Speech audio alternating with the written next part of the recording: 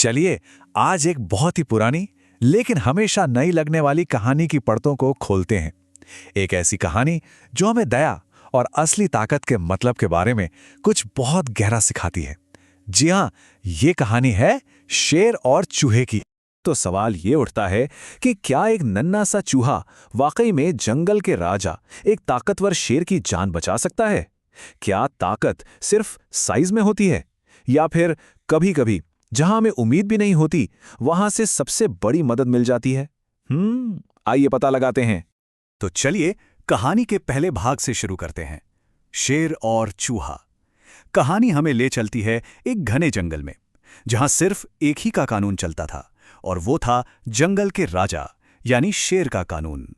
तो सोचिए जरा, एक घना जंगल है और वहां जंगल का राजा अपनी पूरी शानो शौकत के साथ भर पेट खाने के बाद एक पेड़ के नीचे गहरी नींद में सो रहा है।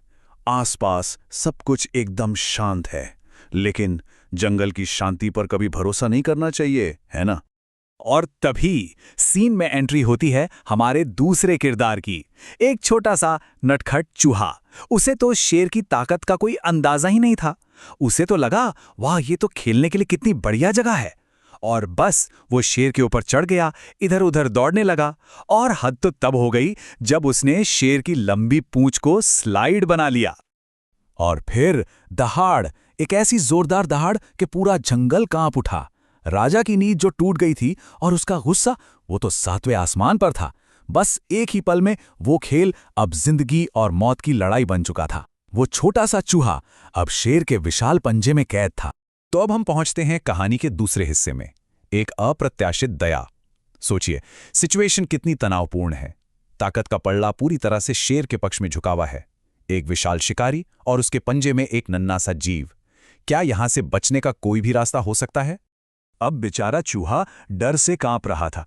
उसने राजा से अपनी जान की भीख मांगी और कहा, हे राजा, मुझे इस बार माफ कर दीजिए, मैं ये एहसान कभी नहीं भूलूंगा। और क्या पता, शायद एक दिन मैं भी आपके काम आ सकूं।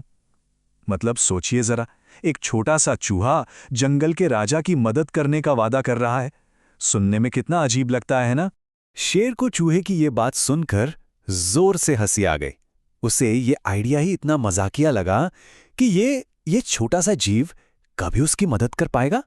ये उसका घमंड था और कुछ नहीं। उसने कहा, चलो, तुम किस्मत वाले हो कि मेरा पेट भरा हुआ है। अब जाओ यहां से और दोबारा कभी मेरे रास्ते में मत आना।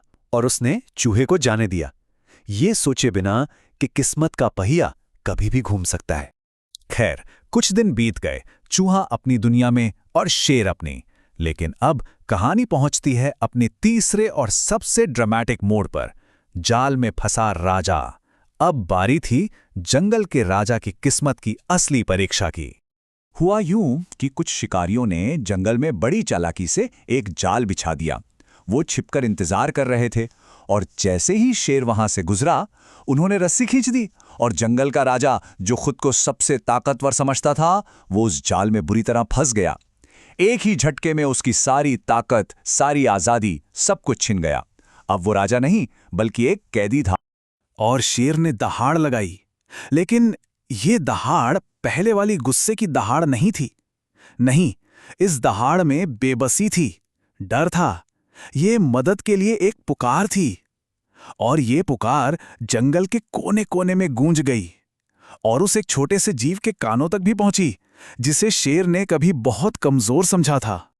और बस यहीं से कहानी पूरी तरह पलट जाती है। ये वो मोड़ है जहां सबसे ताकतवर असहाय हो जाता है, और तब कभी-कभी सबसे छोटा सा मददगार ही उम्मीद की सबसे बड़ी किरण बनकर सामने आता है। दहाड़ सुनते ही चूहे को अपना वो वादा याद आ गया। वो तुरंत समझ गया कि राजा मुश्किल में है। उसने अपने सारे डर को पीछे छोड़ा और मदद के लिए दौड़ पड़ा।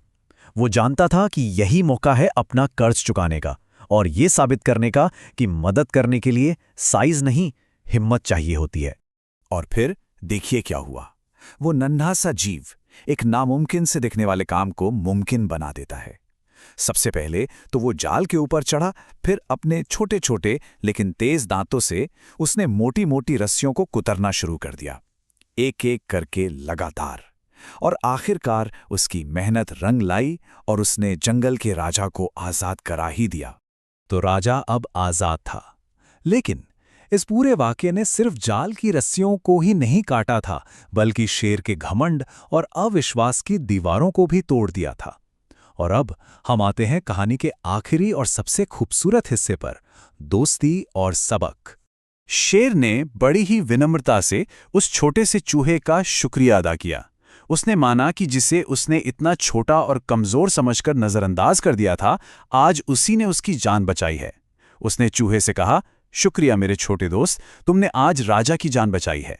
आज से तुम इस जंगल के राजकुमार हो। देखिए कितना बड़ा बदलाव था ये। तो फिर इस पूरी कहानी की सीख क्या है? सबक बहुत सीधा और गहरा है। दया का कोई भी काम, चाहे वो कितना भी छोटा क्यों ना लगे, वो कभी भी बेकार नहीं जाता। शेर ने उस दिन जो छोटी सी दया दिखाई थी, वही घूम फिरकर एक बहुत बड़े रूप में उसकी जान बचाने के लिए वापस आई। और बस उस दिन के बाद से जंगल का राजा और वो नन्हा सा राजकुमार जिंदगी भर के लिए दोस्त बन गए। एक ऐसी दोस्ती जो अब ताकत या आकार पर नहीं, बल्कि एक दूसरे के लिए सम्मान और विश्वास पर टिकी थी। और ये कहानी हमें एक बहुत ही गहरे सवाल के साथ छोड़ जाती है। जरा सोचिए, हमारी अपनी जिंदगी में हम कब शेर बन जाते हैं? कब हम अपनी ताकत या पोजीशन के घमंड में दूसरों को छोटा आंकने लगते हैं?